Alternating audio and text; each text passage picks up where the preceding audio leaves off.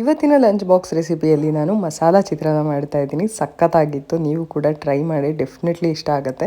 ನಾರ್ಮಲಾಗಿ ಚಿತ್ರಾನ್ನ ಮಾಡ್ತಾನೆ ಇರ್ತೀವಿ, ಆದರೆ ಈ ಥರ ಸ್ವಲ್ಪ ಡಿಫ್ರೆಂಟಾಗಿ ಮಾಡಿದ್ರೆ ಇನ್ನೂ ಚೆನ್ನಾಗಿರುತ್ತೆ. ಅದಕ್ಕೆ ನಾನಿಲ್ಲಿ ಮೊದಲನೇದಾಗಿ 2 ಹಸಿಮೆಣಸಿನ್ಕಾಯಿ, ಒಂದು ಸ್ವಲ್ಪ ಪುದೀನ, ಕೊತ್ತಂಬರಿ, ಹಾಗೆಯೇ ಬೆಳ್ಳುಳ್ಳಿ, ಶುಂಠಿನ ತೊಗೊಂಡಿದ್ದೀನಿ.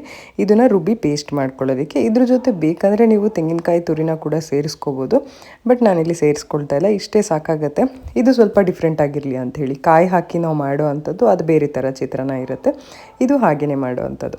ಇವಾಗ ನಾವಿಲ್ಲಿ ಒಂದು ಪಾತ್ರೆನ ಬಿಸಿ ಮಾಡಿಕೊಂಡು ಅದಕ್ಕೆ 1-2 ಚಮಚದಷ್ಟು ಎಣ್ಣೆನ ಸೇರಿಸ್ಕೊಂಡು, ಅದಾದಮೇಲೆ ಸಾಸಿವೆ, ಹಾಗೆಯೇ ಕಡಲೆಬೇಳೆ, ಉದ್ದಿನಬೇಳೆ, ಕಡಲೆ ಬೀಜ ಹಾಕ್ಕೊಳ್ಳಿ. ನಾನು ಮರ್ತೋಯ್ತು ಹಾಕೋದಕ್ಕೆ. ಇನ್ನು ಅದಾದಮೇಲೆ ಗೋಡಂಬಿ ಹಾಕ್ತಾಯಿದ್ದೀನಿ ನಾನು. ಇದು ಸ್ವಲ್ಪ ಫ್ಲೇವರ್ ಚೆನ್ನಾಗಿರಲಿ, ಇನ್ನು ಸ್ವಲ್ಪ ರಿಚ್ ಆಗಿರಲಿ ಅಂತ ಹೇಳಿ. ಇದನ್ನು ನೀವು ಬೇಕಂದರೆ ಸ್ಕಿಪ್ ಮಾಡ್ಕೋಬೋದು, ತೊಂದರೆ ಇಲ್ಲ.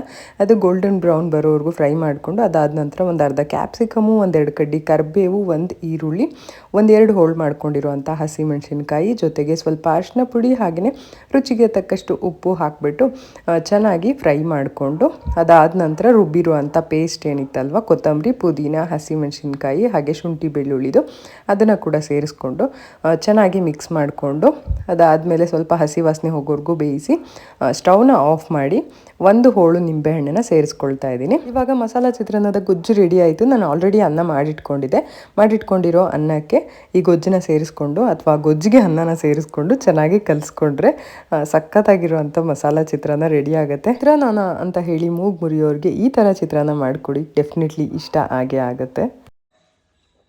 ಏನಿದು ಟೇಸ್ಟ್ ಮಾಡಿ. ಏನು ಹೊಸ ಏನೋ ಮಾಡ್ತಾ ಇರ್ತೇಪ್ಪ. ಹೆಂಗಿದೆ ಹೇಳಿ. ಸ್ಮೆಲ್ ಅಂತೂ ಚೆನ್ನಾಗಿದೆ.